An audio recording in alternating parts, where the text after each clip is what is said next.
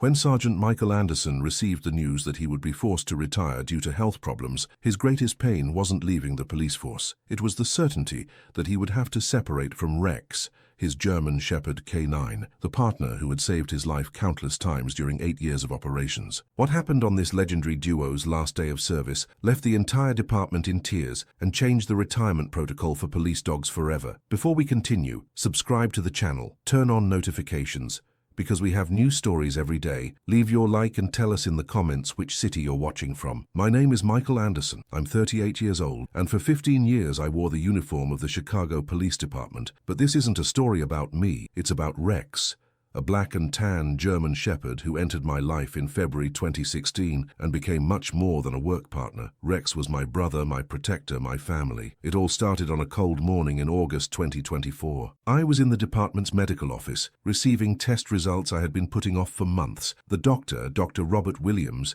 a man of about 60 with decades of experience treating police officers, looked at me with that expression everyone recognizes, pity mixed with bad news. "Sergeant Anderson," he said, adjusting his glasses and looking at the open file in front of him. "The results confirm what we suspected. Your spine is compromised. 3 herniated discs, 2 of them in advanced stages. Continuing in active service represents a permanent risk of paralysis." I felt like I had been shot in the chest. 15 years of career, hundreds of successful operations, dozens of criminals captured, all crumbling in a 20-minute appointment. "How much time do I have?" I asked, already knowing the answer. "You'll be transferred to administrative service immediately. In 90 days, disability retirement.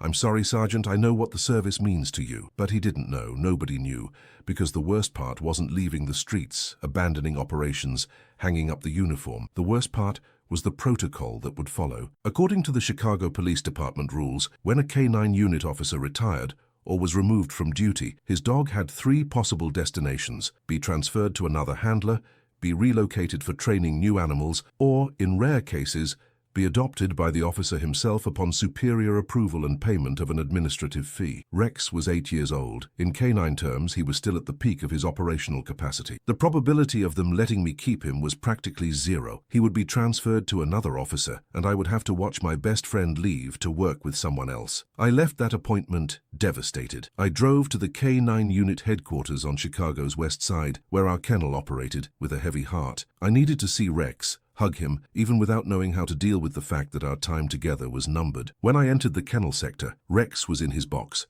lying on the thermal mat I had bought for him myself. The moment he saw me, he jumped up and started wagging his tail with that excitement that never diminished, no matter how many times we saw each other per day. I opened the box door and knelt down. Rex approached and put his front paws on my shoulders, his characteristic way of greeting me. I buried my face in his fur and for the first time in years let the tears fall freely. "Sorry, partner," I murmured against his neck. "I failed you. My body failed. And now we have to separate." To understand why that moment was so devastating, I need to go back in time and explain how Rex entered my life and became my reason for waking up every day. In 2016, I was 30 years old and had been in the police for 7 years, working in regular patrol. It was important work, but I had always dreamed of doing something more specialized, something that would really make a difference in high-risk operations. That's when the opportunity came up to take the course to become a K9 handler. The selection process was brutal. Of the 50 initial candidates, only 8 would be approved. We had to pass exhausting physical tests, psychological exams, behavioral profile evaluations. But the most important thing was to demonstrate what the instructors called a natural connection with the animals. During the practical phase, I met several dogs from the kennel. There were German Shepherds, Belgian Malinois, Rottweilers, all magnificent, all incredibly trained, but none of them sparked that special spark in me, that immediate click that the instructors said was fundamental for a successful partnership. Until I met Rex. He had been donated to the kennel at 6 months old by a breeder from Wisconsin who specialized in European lineage German Shepherds. He had been in basic training for 4 months, showing extraordinary results in all modalities: drug detection, explosives detection, search and capture, handler protection. The head instructor, Sergeant David Richardson, an experienced man who had worked with K9s for over 20 years, took me to Rex's box one March afternoon. "Anderson, I want you to meet a special animal," Richardson said, stopping in front of box 7. This is Rex, 10 months old male, German working line. He's the most intelligent dog that's ever passed through this kennel in my entire career. When I looked inside the box, I saw a young German shepherd, still with that slightly disproportionate look of growing puppies, but his eyes were different. There was an intensity there, an intelligence that seemed human. He was watching me with total attention, analyzing my every movement. "You can go in," Richardson authorized, opening the door. I entered slowly, without making sudden movements. Rex remained seated, watching. I approached and knelt in front of him, extending my closed hand for him to smell, as we had learned in the course. What happened next is hard to explain to someone who has never had this experience. Rex smelled my hand for a few seconds, then simply rested his head on my chest and stayed there, quiet, as if he had known me for years. I felt an instant, visceral connection, as if our souls had recognized each other. "He's never done that with anyone," Richardson said behind me, surprised. "Rex is territorial, distrustful of strangers. What just happened? That's rare, Anderson. Very rare." I ran my fingers through Rex's coat, caressing his head, and he closed his eyes, relaxing completely under my touch. In that moment, even without knowing it, my life changed forever. During the following 12 weeks, Rex and I went through intensive training that tested our physical and mental limits. We woke up at 5 a.m. for endurance runs along the shores of Lake Michigan. We practiced obedience commands for hours at the training center in Aurora. We simulated search operations, capture, drug detection, but what really united us was the mutual trust we built. There was one exercise in particular that marked our partnership. It was called the cliff test. The handler had to make the dog cross a narrow plank suspended 3 meters high. The dog would only cross if he completely trusted that the handler wouldn't let him fall. On the first attempt, Rex climbed onto the plank, walked a few steps and stopped in the middle, looking down in fear. All the other candidates had failed this test on the first try. But I didn't shout commands, didn't force. I just positioned myself on the other side of the plank, knelt down, and called him calmly. "Come on, Rex. I'm here, partner. Trust me." Rex looked into my eyes for long seconds. I saw the fear there, but I also saw the decision forming. And then he walked, step by step, crossing the entire plank until he reached my side. When his paws touched the ground, he jumped on me, licking my face in an explosion of happiness. Instructor Richardson had tears in his eyes. "Congratulations, Anderson. You just gained a brother for life." In June 2016, Rex and I graduated from the Canine Handlers course. We were assigned to Chicago's SWAT team, working in high-complexity operations. Our first real mission happened just 3 weeks after graduation, and it was a baptism of fire. It was a search and seizure operation in an abandoned house in Englewood, one of Chicago's most dangerous neighborhoods. Intelligence indicated that a group of drug dealers was using the location as a depot for drugs and weapons. There were 5 armed suspects, all with violent criminal records. The plan was simple. The tactical team would enter through the front, while Rex and I would sweep the back to ensure no one escaped. It was my first real operation with Rex, and I was nervous. Not for me, but for him. What if something happened? What if I couldn't protect him? Richardson, who was coordinating the operation, noticed my tension. "Anderson, you trained for this. Rex trained for this. Trust your partner and your training." At 4:37 a.m. on July 14, 2016, we received the green signal. The tactical team broke down the front door with the battering ram, while Rex and I positioned ourselves in the back. Shouts, commands, frantic movement happening inside. Suddenly, a side window exploded into pieces, and a burly man jumped out, running toward the alley. I released Rex with the pursuit command. "Rex, get him! Go!" Rex shot off like a black and tan missile, covering the 20-meter distance in seconds. The suspect looked back, saw 88 pounds of German Shepherd running in his direction, and tried to jump a fence. He didn't make it. Rex leaped and grabbed the man's right arm, bringing him down to the ground with the force of impact. "Police, don't move!" I shouted, arriving with my weapon drawn. "Rex, hold!" Rex maintained a firm but controlled bite, exactly as he had been trained. The suspect was immobilized, screaming but unable to move. In less than 30 seconds, the situation was under control. It was our first capture together, the first of many that would come in the next 8 years. During the following months, Rex and I became one of the department's most requested duos. We participated in narcotics operations, missing person searches, explosive sweeps at public events. Rex had an extraordinary sense of smell and a concentration capacity that impressed even the most experienced trainers. But it was in an operation in October 2017 that Rex literally saved my life, cementing our partnership forever. We were conducting a search in an abandoned warehouse in back of the yards, looking for an armed fugitive considered extremely dangerous. Timothy Crawford, 34 years old, had killed 2 gang colleagues and had been on the run for 3 weeks. The information was that he was hiding there. The team split up. 4 officers entered through the front, 3 through the back, and Rex and I were responsible for sweeping the second floor. It was a huge space, full of old boxes, rusty machines, darkness. I had my tactical flashlight attached to my weapon. Rex was a few meters ahead of me, sniffing. Suddenly he stopped. His ears became erect, his body tense. I knew that posture. Rex had detected something. "Rex, search," I commanded in a low voice. Rex began moving toward a pile of wooden pallets in the right corner of the warehouse. I followed him, heart racing, all senses on maximum alert. That's when it happened. A flash. A deafening bang, and Rex jumping in front of me. Everything happened in fractions of a second, but it seemed to happen in slow motion. Timothy Crawford was hiding behind the pallets and had shot at me, but Rex, with that supernatural instinct that only the best canine dogs have, had thrown himself in the path of the bullet. I saw Rex fall to the ground with a sharp cry of pain. I saw Crawford trying to aim again. I fired 3 times before even consciously processing what was happening. Crawford fell, neutralized. "Officer down, canine down, I need medical now," I shouted into the radio, already kneeling beside Rex. My partner was bleeding heavily. The bullet had hit his left front paw and grazed his flank. I took off my vest and pressed it against the wound, trying to contain the hemorrhage. Tears streamed down my face. "No, Rex, no. You're going to be okay, partner. You have to be okay." Rex looked at me with those intelligent eyes, even amid the pain, and tried to wag his tail, as if he were telling me it was okay, that he would do it all again if he needed to. The veterinary medical team arrived in 6 minutes. They rushed Rex to the emergency veterinary clinic in Bridgeport. I went along in the ambulance, holding his paw, talking to him during the entire journey. "You saved my life, Rex. You saved my life. Hold on tight. Just hold on tight." The surgery lasted 4 hours. They were the longest 4 hours of my life. I stayed in the waiting room, unable to eat, drink, or do anything besides pray. Richardson arrived with 3 more team members to keep me company. "Rex is strong, Anderson. He's a fighter. He'll get through this."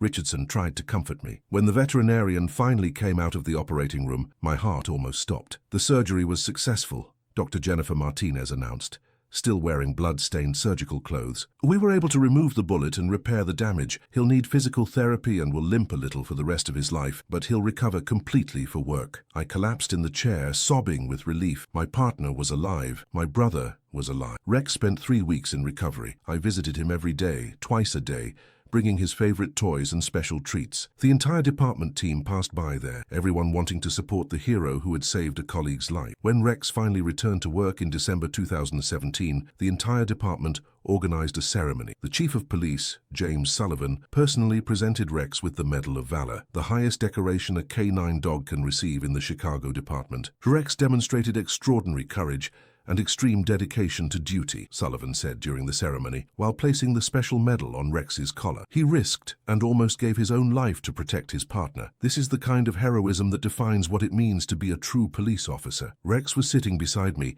imposing with his medal, and I was sure I had never felt so proud of anyone in my life. He wasn't just my partner, he was my savior. After that incident, our partnership reached another level. I trusted Rex with my life because he had already proven he was worthy of that trust, and Rex seemed to understand the importance of our work in a way that went beyond training. During the following years, from 2018 to 2023, Rex and I participated in over 300 operations. We helped seize more than 990 pounds of drugs, found 5 missing children, disarmed 3 bomb situations, and captured 47 fugitives considered dangerous. But our most important case happened in March 2021, and it involved something that would completely change my perspective on working with canine dogs. It was a Saturday morning, and we received an urgent call. An 8-year-old girl, Sophie Mitchell, had disappeared from her backyard in Lincoln Park the previous night. The first 48 hours are crucial in missing children cases, and we had already lost 12 hours. The Mitchell family was desperate. The father, Thomas Mitchell, was a Boeing executive. The mother, Rachel Mitchell, was a teacher. Sophie was an only child, a sweet little girl who loved to draw and play with her dog, a golden retriever named Buddy. "Please," Rachel begged when we arrived at their house, her eyes red from so much crying. "Please find my daughter. She's everything I have." The investigation team had already ruled out the possibility of voluntary escape. Sophie was too young and there was no reason for her to want to run away. 2 terrible hypotheses remained: kidnapping or an accident in the wooded area behind the Mitchell's property, which bordered Lincoln Park. Rex was specifically trained for person searches, and I knew that if anyone could find Sophie, it would be him. I took a piece of the girl's clothing, let Rex smell it deeply. "Rex, search. Find. Rex began working immediately, focused with an intensity I rarely saw. He smelled the entire backyard, then began following a trail that led to the wooded area. I followed him, along with a team of 4 officers and a paramedic. The forest was dense, with old trees and thick vegetation. Rex followed a trail invisible to us humans, turning left, then right, always with his nose to the ground. We walked for almost 2 hours when Rex suddenly stopped and started barking. "He found something!" I shouted to the team. We ran to where Rex was and saw a small ravine, almost hidden by vegetation, and down there, about 4 meters below ground level, was Sophie Mitchell. Sophie, can you hear me?" I shouted, carefully descending into the ravine. The girl was conscious, but clearly in a state of shock and hypothermia. She had injuries on her legs and arms, probably from branches when falling. Her lips were purple, and she was shaking uncontrollably. "It's okay, Princess. I'm Officer Anderson, and this is Rex. We came to take you home, okay?" Sophie looked at Rex, and even amid that terrible situation, her eyes lit up slightly. "Doggy," she murmured. "Yes. He's a very special dog. He's the one who found you. Want to pet him?" Rex, with that incredible sensitivity he had, slowly approached Sophie and lay down beside her, providing body heat while we waited for the rescue team to arrive with appropriate equipment. Sophie hugged Rex, burying her face in his fur, and began to cry. "I was so scared. I fell last night and couldn't climb up. It was so dark and cold." "I know, dear, but now you're safe. Rex took care of you." The rescue team arrived 15 minutes later and managed to remove Sophie from the ravine safely. The paramedics evaluated her and determined that, aside from the hypothermia and superficial injuries, she was fine. Nothing a few hours in the hospital wouldn't solve. When we arrived back at the Mitchell's house with Sophie, the scene was one of pure emotion. Rachel collapsed on the floor, hugging her daughter and sobbing uncontrollably. Thomas was trembling, also crying, while holding both of them. "Thank you, Officer Anderson. Thank you for bringing our daughter back," Thomas said. His voice choked. "Don't thank me," I replied, pointing to Rex. "Thank him. Rex is the real hero here." Rachel looked at Rex, who was sitting politely beside me, and approached. She knelt in front of him and hugged him. "Thank you for saving my daughter. Thank you, you're a 4-legged angel." Rex wagged his tail and gently licked her face, as if he perfectly understood the gratitude being expressed. That case changed something inside me. I realized that our work wasn't just about capturing criminals or seizing drugs. It was about protecting people who loved their families, about bringing hope when everything seemed lost. And Rex was my perfect partner in that mission. Sophie Mitchell sent letters to Rex for years after that day. Every week a new drawing arrived at the department, always showing Rex as a canine superhero saving people. Rachel and Thomas created a foundation that donated equipment and training to canine units throughout the state of Illinois, in gratitude for what Rex had done. But every story has its end, and ours was approaching faster than I wanted to admit. My spine problem started discreetly in 2022. Mild pain after long operations,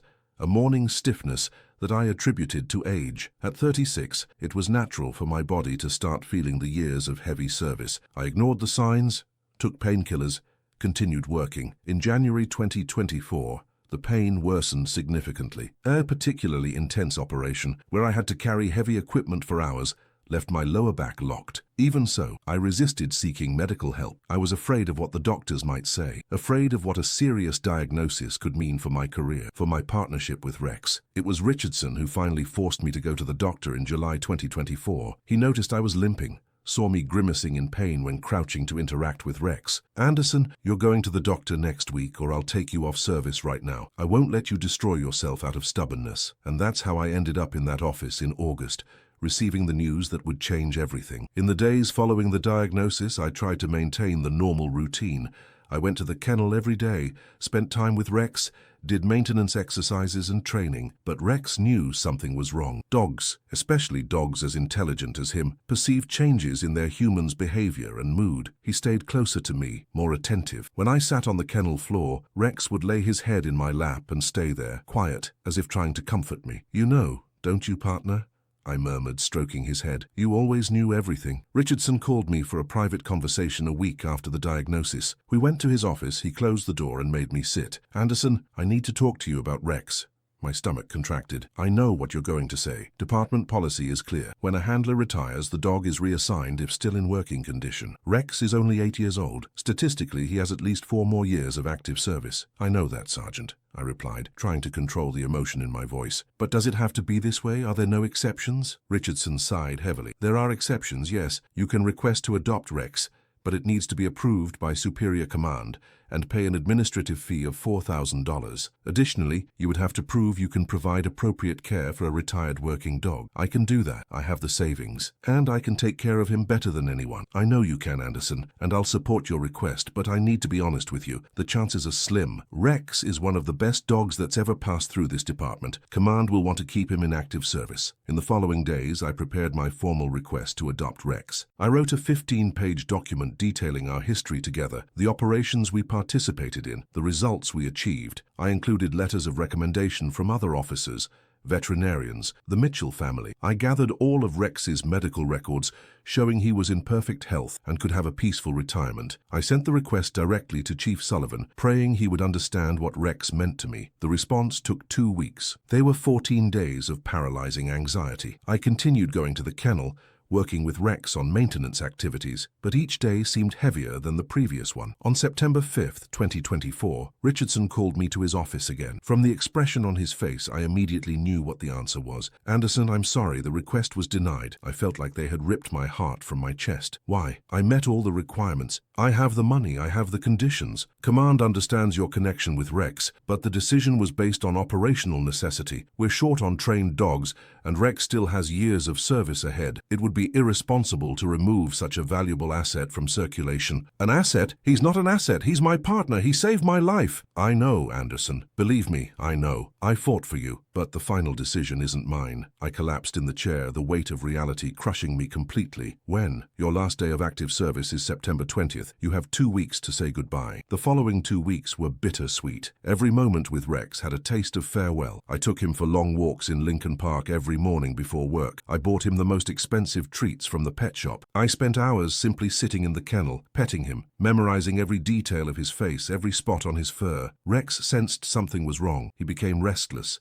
whimpered softly when I prepared to leave at the end of the day. It was as if he knew our partnership was coming to an end. On the night of September 19th, the eve of my last day, I did something I had never done. I took Rex to my house. Technically, it was against the rules, but Richardson turned a blind eye. Take your partner home, Anderson. You two deserve one last night together. My house in Bridgeport was a small, one-bedroom apartment on the second floor of an old building. It had a decent view of the street and was close enough to the kennel for me to walk when I wanted. Rex entered the apartment with that characteristic curiosity, sniffing every corner, exploring his new temporary environment. I prepared a special dinner for him, fresh ground beef with rice, his favorites. He ate with appetite while I watched him, trying to record that moment in memory. After dinner, we sat on the couch to watch television, something completely mundane that took on profound meaning that night. Rex lay with his head in my lap, and I spent hours stroking his fur, remembering every special moment we had shared. You know, Rex, I began to speak, even knowing he didn't understand the words but captured the emotion. These 8 years with you have been the best of my life. You made me a better police officer.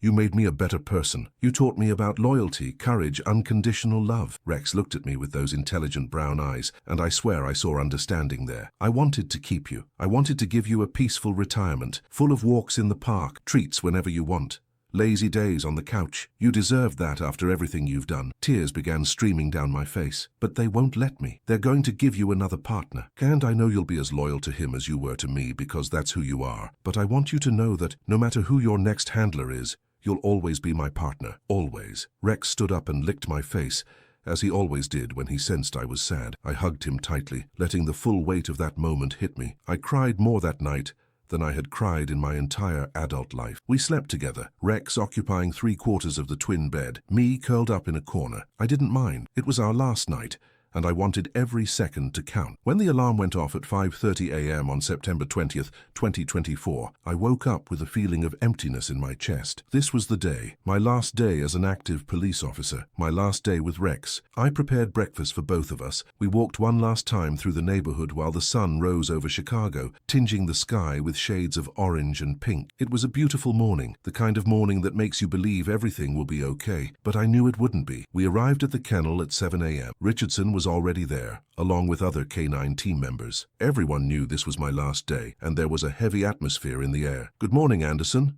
Richardson greeted me, with an empathetic expression. "How are you feeling?" "Honestly, terrible," I replied, not trying to hide it. But let's do this the right way. Rex deserves a proper farewell. The department had organized a small retirement ceremony for me at 10 a.m. It would be in the district's main courtyard, with command present, press, other officers. A celebration of my 15 years of service, with special emphasis on the 8 years with Rex. But before that, Richardson had organized something special, something just for Rex and me. "Anderson, come with me," he said, guiding me to the training center at the back of the complex. When we entered, I was surprised by what I saw. The complete obstacle course was set up, the same one Rex and I had used during our initial training in 2016. Tunnels, ramps, bars to jump, the narrow plank of the cliff test. "I thought you two deserved one last training session together," Richardson explained. "No pressure, no timer, just the two of you doing what you've always done best." I felt a lump in my throat. "Thank you, Sergeant. That means a lot." Rex was already excited, recognizing the course and knowing exactly what we would do. I took off his collar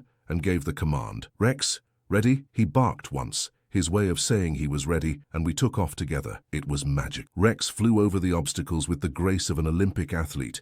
He passed through the tunnels, climbed the ramps, jumped the bars with inches to spare. I ran beside him, shouting commands and words of encouragement, completely lost in that moment of pure connection. When we reached the narrow plank, the same one we had overcome together 8 years ago, I paused. Rex positioned himself at the beginning of the plank, looked at me waiting for the command. "Rex, cross, go, partner." He crossed without hesitation, with total confidence, his steps firm and secure. When he reached the other side, he jumped on me exactly as he had done in that first test, knocking me to the ground in an explosion of joy and licks. We stayed there, lying on the training center floor, me hugging Rex, him panting but happy, and it was the moment of peace I needed before what would come next. Richardson gave us 30 minutes alone. I spent that time in Rex's box, sitting on the floor beside him, just enjoying his company in silence. I took out my phone and took what would be the last photos of the two of us together. At 9:45, it was time to prepare for the ceremony. I brushed Rex's coat until it was shiny, put on his ceremonial collar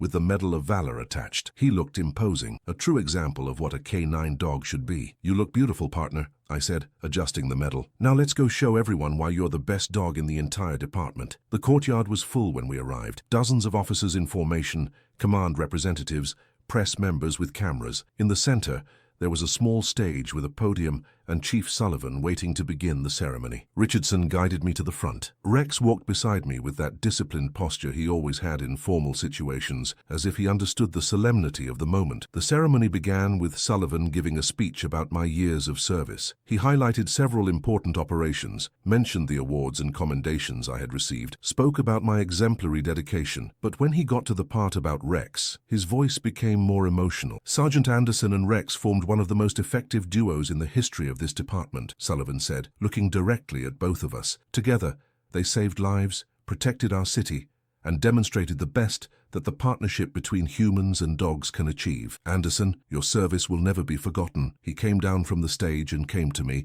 handing me a recognition plaque and an honorable retirement certificate. We shook hands while photographers captured the moment. Then came the part I was dreading. Sullivan knelt in front of Rex, removed his ceremonial collar, and handed it to me. "This collar is now yours, Anderson, a memento of the extraordinary partner you had." I took the collar with trembling hands. It was made of resistant leather, engraved with Rex's name and his badge number, K9047. It had the weight of 8 years of memories, of completed missions, of unbreakable bonds. "Thank you, sir," I managed to say, my voice almost a hoarse whisper. Sullivan stood up and made a signal. A young officer I didn't know approached. He was about 26 years old, short blonde hair, military posture. "Anderson, this is Officer Jacob Miller. He just graduated from the K9 Handlers course and will be Rex's new partner." I felt like I had been punched in the stomach. Seeing the man who would take my place, who would have the privilege of working with Rex from now on, made everything painfully real. Miller extended his hand. "It's an honor to meet you, Sergeant Anderson, and an enormous privilege to have the opportunity to work with Rex. I promise I'll take good care of him." I shook his hand, trying to be professional despite the crushing pain in my chest. "Rex is special, Miller. He's not just a working dog. Treat him with the respect he deserves." "Yes, sir, I will." Sullivan explained that Miller and Rex would begin their integration training next week. It was standard protocol. When a K9 dog was reassigned, he went through an adaptation period with the new handler to establish trust and commands. "Anderson, you have a few minutes to say goodbye," Sullivan said gently, recognizing the emotional weight of that moment. The courtyard fell silent. All the officers present knew what that farewell meant. Some had tears in their eyes. Richardson was visibly emotional. I knelt in front of Rex and held his face with both hands, looking directly into his brown eyes. "Rex," I began, my voice failing. "You were the best partner I could have asked for. You saved my life. You saved other people's lives. You made my work meaningful." Rex looked at me with that intensity I knew so well, as if he were understanding every word. "You're going to have a new partner now. And I need you to be as loyal to him as you were to me. I need you to keep him safe just like you kept me. Can you do that for me?" Rex barked once, firm, as he always did when confirming a command. Tears flowed freely down my face now. I didn't care who was watching. I hugged Rex tightly, burying my face in his fur, trying to memorize his smell, the feeling of having him close. "I love you, partner. I'll never forget you. You'll always be my dog." That's when something extraordinary happened, something no one expected, and that would change the course of everything. Rex began to whimper, a high-pitched sound of distress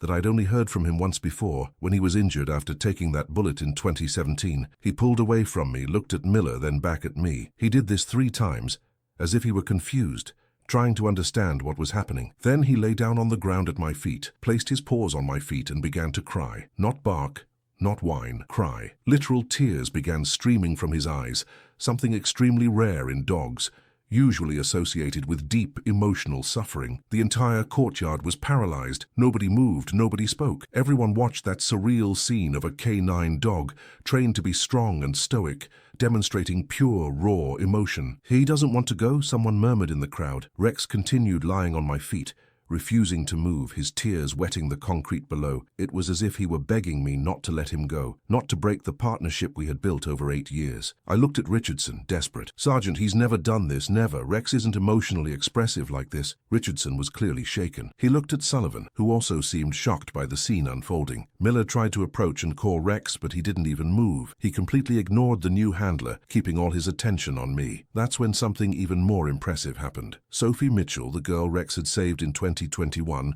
appeared at the courtyard entrance with her parents. They had been invited to the ceremony as part of the tribute. Sophie, now 11 years old, had grown, but was still that sweet child as always. When she saw Rex lying on the ground crying, her own eyes filled with tears. She let go of her mother's hand and ran to us. "Rex!" she shouted, kneeling beside us. "Rex, what's happening?" Sophie looked at me, then at Sullivan, and then understood. "You're going to separate them?" she asked, her voice full of childish indignation. "But Rex saved Officer Anderson's life. They're partners." Rachel Mitchell approached, holding her husband's hand. "Chief Sullivan," she said with a firm voice, "if you'll allow me to say something." Sullivan nodded for her to continue. 3 years ago, Rex found my daughter when everyone had given up. He saved her from dying of hypothermia in that forest, and he did it because he had an unbreakable bond with Officer Anderson, because he completely trusted his handler. She paused, wiping tears from her own eyes. "Look at him now. Look at an animal that's trained to be strong, to never show weakness, lying on the ground and crying, because he's about to lose his partner. If that's not proof of unconditional love, I don't know what is." Thomas Mitchell stepped forward. "Chief Sullivan,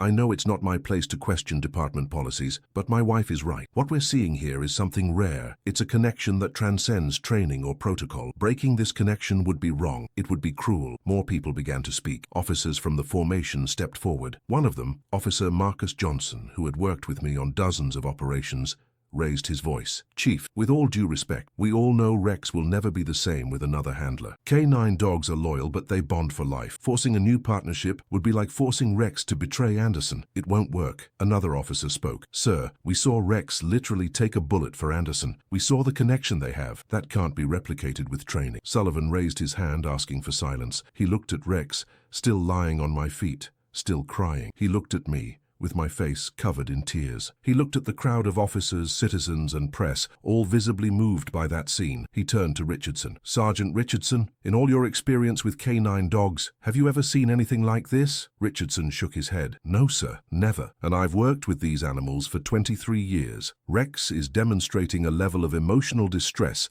that's extremely rare. He knows he's about to lose Anderson, and he's begging for that not to happen." Sullivan was silent for a long minute, clearly weighing his options. The pressure of all eyes on him was palpable. Finally, he sighed heavily and spoke. "Anderson, stand up." I stood up, Rex immediately standing with me and pressing his body against my legs. "What we're witnessing here today is something that goes beyond policies and protocols. Sullivan began, his voice echoing through the silent courtyard. "We're witnessing a connection that's rare even by K9 unit standards, a connection that was built through years of trust, mutual sacrifice and genuine love." He paused, looking directly at me. "Anderson, did you say $4,000 for the adoption fee?" My heart raced. "Yes, sir, I have it." "And do you have the means to provide appropriate care for a retired K9 dog?" "Yes, sir. I'll do anything for him." Sullivan nodded slightly. "Then, under extraordinary circumstances, I'm approving your request to adopt Rex. He's yours, Anderson, officially and forever." The courtyard exploded in applause. Officers shouted with joy. Rachel Mitchell was crying and hugging her daughter. Sophie was jumping with excitement. Richardson had a huge smile on his face. I fell to my knees, hugging Rex tightly, sobbing uncontrollably. "You're staying with me, partner.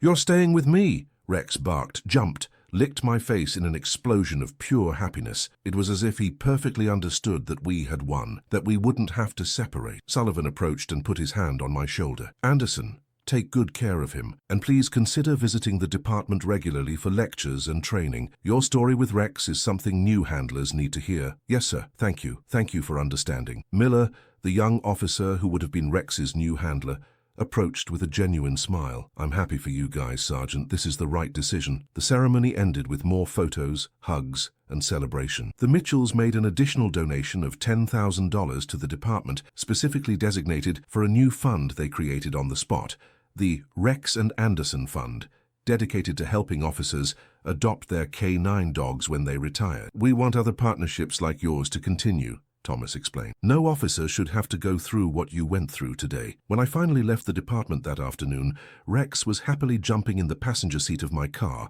his ceremonial collar in my lap, his medal shining in the sunlight. I drove to Lincoln Park, our favorite place, and we walked for hours. People stopped to pet Rex, and I told our story to anyone who wanted to hear. The story of a police officer and his K9 dog. The story of a partnership that love made unbreakable. That night at home, Rex lay on the couch with me again, but this time there was no sadness, just peace. Peace in knowing that our journey together hadn't ended. It was just beginning a new chapter. "You know, Rex," I said, stroking his head while we watched TV, "you changed everything today. You showed everyone that some connections are too sacred to be broken." Rex wagged his tail, that simple movement that said everything. In the following days, our story spread. Articles in local newspapers, then national ones. A video of the ceremony, showing Rex lying crying on my feet, went viral on social media, reaching over 15 million views. People from all over the country sent messages of support. Military veterans with service dogs shared their own stories of painful separations. Animal rights advocates used our case to push for changes in working dog retirement policies. 3 months later, in December 2024, the governor of Illinois signed a new law nicknamed Rex's Law. The legislation gave K9 dog handlers priority right to adopt their partners when they retired,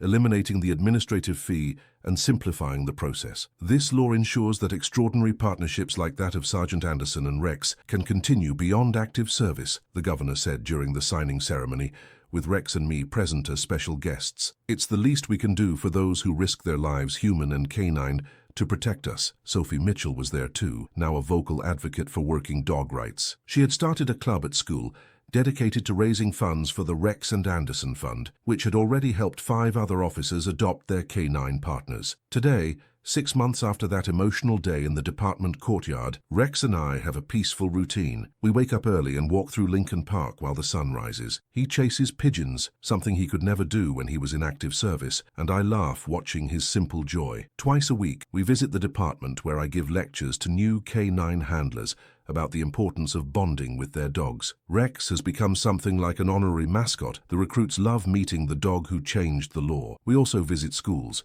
where Sophie Mitchell introduces us and tells the story of how Rex saved her. The children are fascinated, ask 1,000 questions, and we always leave with the feeling of having made a difference. My spine still hurts, especially on cold days. I do physical therapy 3 times a week and will probably need surgery eventually, but I don't care, because I have Rex by my side and that makes any pain worthwhile. Richardson retired in March 2025 after 25 years of service. At his farewell party, he gave a speech I'll never forget. "During my time in the K9 unit, I trained over 50 pairs of officers and dogs," he said, his voice laden with emotion. "But never, in all those years, did I see a connection like Anderson and Rex's. They taught me that our mission goes beyond training dogs to work. It's about creating families and families shouldn't be separated. He looked directly at Anderson. Thank you for reminding me why I do this work. And Rex, he knelt to pet my partner. Thank you for showing all of us the true meaning of loyalty. The Mitchell family became part of our life. We have dinner together once a month, and Sophie visits Rex every week. She's growing fast, already talks about becoming a veterinarian when she grows up, inspired by Rex. He saved my life when I was 8 years old, she told me recently. Now I want to dedicate my life to saving animals like him. The Rex and Anderson Fund has grown significantly. With donations from all over the country,